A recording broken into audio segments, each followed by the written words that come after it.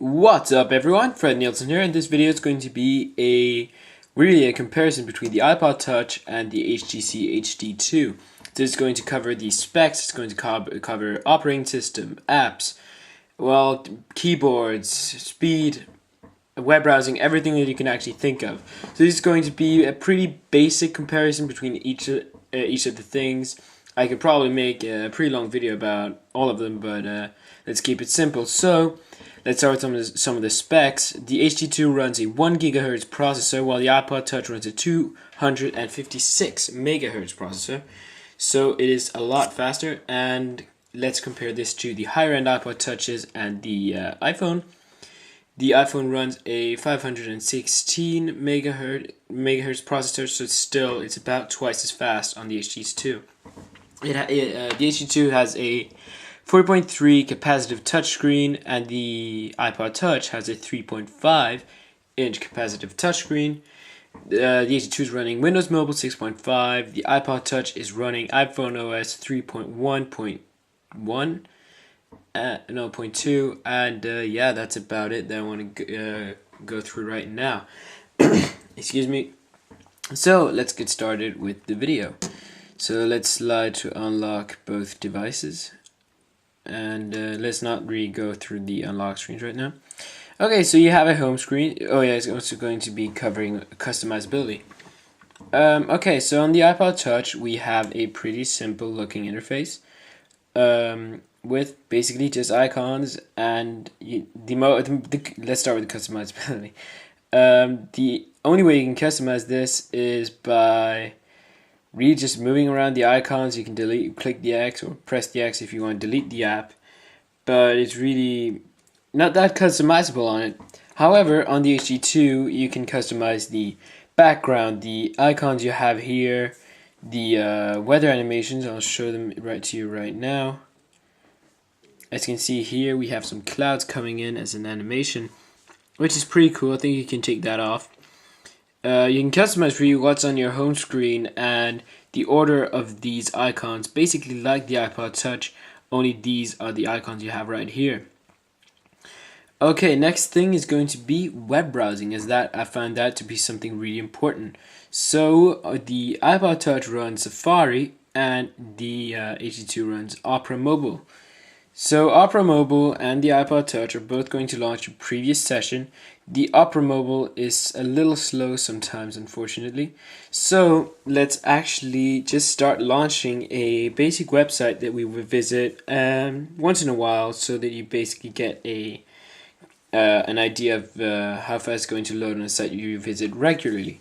So let's load Google. No, let's just load something pretty JavaScript intense.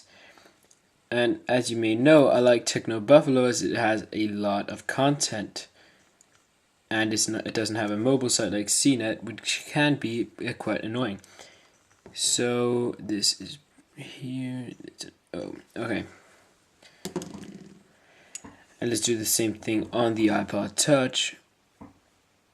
Here we have it. Okay. So it's going to be a little hard to press these both at the same time. 3, 2, 1, go. And they're both off. So you can already see basic text and hyperlinks on the on the HD2, and you can actually see content, and you can start reading. The iPod Touch is still loading, and you can start looking at the content now as well. The HD2 is, well, nearly done. It's loading the ads, and it's done. The iPod Touch is still struggling, and it seems, and it lags a little bit. As you can see, there's this checkerboard pattern. The higher end iPod Touches do not have this, however, or it's pretty hard to get them. The HD2 has it as well. It is a little more smooth on the iPod Touch, as you can see here, and on the HD2 it is a little more chuckly. I don't know how you call it. Pretty basic web browsing. The HD2 takes or makes good use of its huge screen, so you have a really big web browsing real estate. However, on the iPod Touch we have the bar up here and the functions. To get those up on the HD2, we just press this button or touch this button. Let's go back to the home screen. Now, next thing we're going to go through is going to be, let's just go on keyboard. So I'll load notes. Here we have the keyboard on the iPod Touch, and I will just go ahead and write a new email on the HD2. So let's write this to, let's just write something like, this is a test. This is a BAP test. Okay, I'm not really looking well, so let's try again. This is a test. Did a mistake there, corrected it. I wrote A and S instead of an A. It has autocorrect, as you can see. Let's just write test, and you can see it here. So you can see text, RE, let's write an S, and it's going to say red, res, and TED. So it had some pretty good autocorrect, and you can just press the one you want to go to. Now the iPod Touch, let's try that. And I am an iPod Touch user, so I'm more used to it. Let's try this is a test. This is an test, and the autocorrect says this is anyway. So this is a test. And it's actually pretty simple. Okay, so they both have a landscape keyboard, which is pretty nice. So let's try again with the landscape keyboard. This is a test. I did a mistake, but it corrected it. Let's go put it back on portrait mode. And let's do the same thing here. Now the HD2 has a really huge screen, and it makes good use of that huge screen. It therefore uses uses the screen to actually make a huge keyboard. And another thing about it, it has vibrate feedback, so every time you tap it, you have a vibration coming up. Another thing that I like about it, if you want to write in a number, as I usually do that, or quite often, just hold down the for example, T to get a 5 up here. It's much quicker than going on numbers and typing something in like the iPod Touch. Let's just quickly get to the test here. Sorry for that. This is a test. Okay, so that's a little weird. I did a full stop instead of the spacebar, but that's because it is more on this side. Well, it's all about getting used to it. I think that if I was used to this keyboard a little more, I would be better at it than at the iPod Touch. So let's try the next thing, really.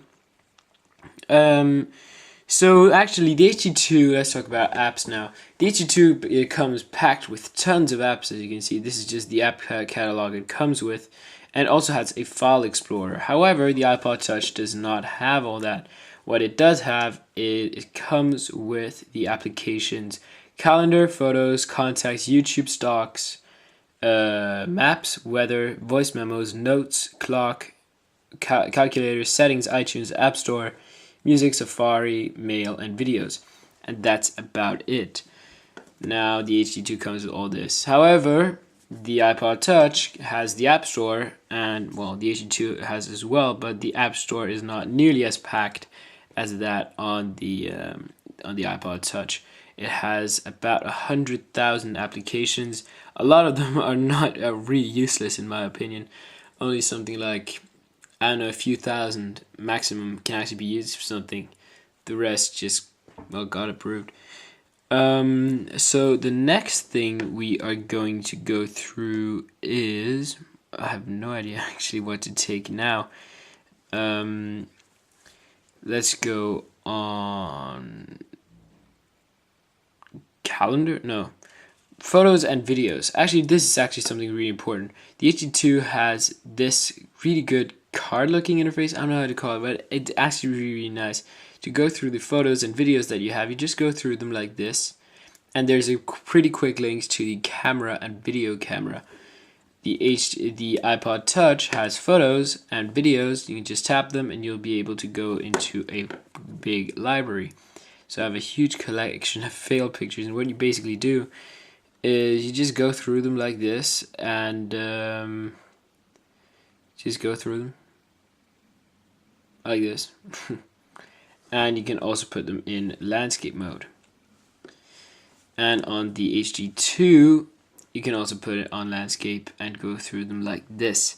Now the picture quality is actually pretty amazing. If you go on this picture especially, I think, it basically looks like there's a physical picture behind the screen. It is amazing quality. As you may know from the stores, they have this picture behind a screen on, I don't know, some phone or some GPS, and this is basically what this looks like. It is amazing. Okay, so I have, well, the music player. The music player as well is pretty important. So here we have, this is the music player on the iPod Touch. You can go through it in cover flow here. And I have a lot of Green Day and Killers music, and also some Muse music. I'm a big fan. The HD2 really is just pretty simple. You just go through them. I have a video where I actually show them a little bit better. And you can see here the songs from each album. These songs came with the HD2. Remove my old songs. On the iPod Touch, however, to get to an album or something, just tap and you can go through all the songs on the album, and for some reason it just lagged there. Usually it ends up like this, and you can just tap to get out of it. And it's pretty simple. You also have a normal interface that the HD2 actually lags. It only has a cover flow mode. What you basically can is go through playlists, artists, songs, albums, and also audiobooks, compilations, composers, genre, iTunes U, and podcasts. So they are, well, the iPod Touch definitely takes the win here. So customizability, as I said, is a lot higher on the HD2. I think that the HD2 is pretty limited in what it can do. It actually does not have that much because, well, in my country, its app store is really, really weak. But the iPod Touch, I find it really useful. I use it every day. But the HD2, I mean, it doesn't have as many features, although it is packed. I think this, as a business phone, is, well, pretty amazing. I have to admit that. It is really, really good. Now, the next thing, maybe we can compare email. I'll just go find an email here.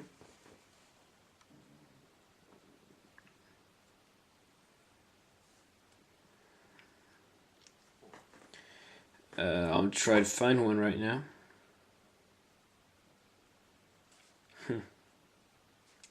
It's pretty hard to find an email. So basically what it looks like is an interface like this. Tap an email, you can reply and all that. However, on the HD2, we have this really nice card looking interface where you just swipe to go to the different emails, and if you want to check it out in your inbox, just tap and you'll be brought to your inbox where you can reply to all the recipients, and you can go back to your inbox and view all of your emails. So that is basically it about email. The calendar as well I find really important. Let's open the calendar here. Okay, so the calendar, as I like to use the calendars for homework and everything else, I find it really useful to have a good calendar, and both of them are really, really useful and quick to get to. You can also go to the home screen and add a link to the calendar here. So to add an event on the HD2, all you have to do is just tap here and make a new appointment. So let's just say do something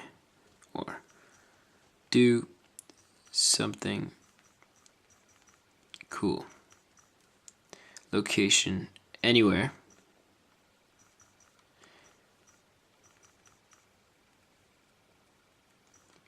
Okay, so it has some really powerful features like start, end, and the exact time all day, as well as the iPod Touch. It has it's a little more customizable, about the repeat than the iPod Touch is, and same goes for the reminder times, as I found that to be sometimes pretty important. And you get some basic categories. You get that on the iPod Touch too. However, you would need iCal to do that. So yeah, that's pretty much how you'd make an appointment on the HD2. On the iPod Touch, all you have to do is just tap the day, press the plus, type in do something cool anywhere, and you can now choose the calendar. As I have here different things: birthdays, medication, personal, and school. Now we have alert and the repeat. As you can see, the repeat is only every day, every week, every 2 weeks, every month, every year. So it's not as customizable as the HD2 is in that field. So the iPod Touch, out of the box, I mean, it offers. Well, the conclusion is it really depends on what you want. This is maybe not the most important one because of the iPod Touch being not really a phone, but let's just take it as for an iPhone. An iPhone, for example, would be a pretty nice gateway to the App Store, but if you're a hardcore business partner or business user, I would maybe recommend the HD2 over it because it has some really good business options, and it's really, really quick and smooth and quick. Just a really, really nice interface. And it is packed with features right from really out of the box. What really makes the iPhone and iPod Touch so good is definitely the App Store, which it has a huge advantage about against really any phone out there. So this is basically it for this video. I'm pretty sure I forgot something, and I'll probably make a video about it as I still have the HD2 for a little while. So yeah, also let's just quickly do a hardware comparison. I think that should be pretty important. So the iPod Touch is pretty simple. All it has is a home button to bring you back to the home screen. It has a hold and lock button. On the back, it has a metal cover. Here it has a 3.5mm headset jack, USB connector for USB for your computer and iTunes, and here we have a volume rocker. The HD2 is, well, pretty simple. It has a anti-grease screen, so you just wipe it off on your trousers, and it's going to all this dirt is going to go away. On the iPod Touch, it's a little harder to just scrub it off. You have nothing on the right, neither do you have on the iPod Touch. Let's just quickly compare the size. The HD2 is definitely thicker, but a lot thinner than the iPhone, and it is definitely a lot bigger. Let's see these here stack up. The iPod Touch is nearly as big as the HD2's screen itself, which is a little amazing here. Let's just quickly zoom out so you can see a little better. So you see there's quite a big difference in the screen size. On the left side we have volume rocker. I think it's a little better actually. It's on the down side here, on this side of the iPod Touch, it's a little harder to put down than on the up side, but on the HD2 they are both really nice to feel. On the top we have nothing, and on here we have a charger, and we have the 3.5mm headset jack. On the back we have a speaker, a 5-megapixel camera, I believe, dual LED flash, and a solid brush metal back that I think is really classy and really, really solid. Amazing quality. It is pure metal, and well, the build of the iPhone and iPod Touch look really poor compared to that of the HD2. The HD2 also has, well, 5 buttons on the front. It's actually one wrong big button, but we have a call button, we have a home button, a Windows button to go to your start menu button, back button, pretty useful button actually, and the sleep and power off and call button. So hardware wise, neither of them do have that much or that many buttons. They have, or as you can see, it's pretty late where I am. They do both have. They both really use by just using the operating system for navigation.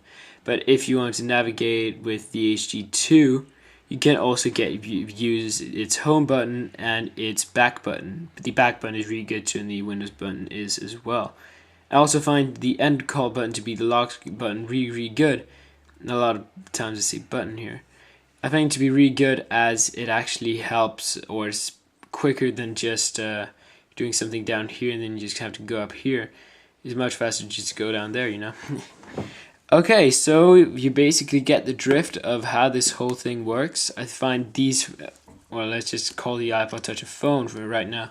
I find both of these devices really good, and I find that they are very different from one another, very different operating systems. And I would definitely recommend you check either of them out, or actually both of them out in a store. You probably tried out the iPod Touch or an iPhone, but the HD2 is a little less known. Whoa, sorry for that. Also, the HD2 is only available in Europe currently, which is a little downside for the US carriers. Kind of funny for me, because I'm usually the one complaining about Europe and not having a lot of stuff compared to the US. So this was it for today. Thank you very much for watching this video. Please follow me on Twitter, twitter.com/FredNielsen. Watch my videos on YouTube if you'd like, and you like this video. And sorry for it being so long. Also, please comment, rate, subscribe, check out my website. Just do your things. Thank you very much for watching. Bye bye.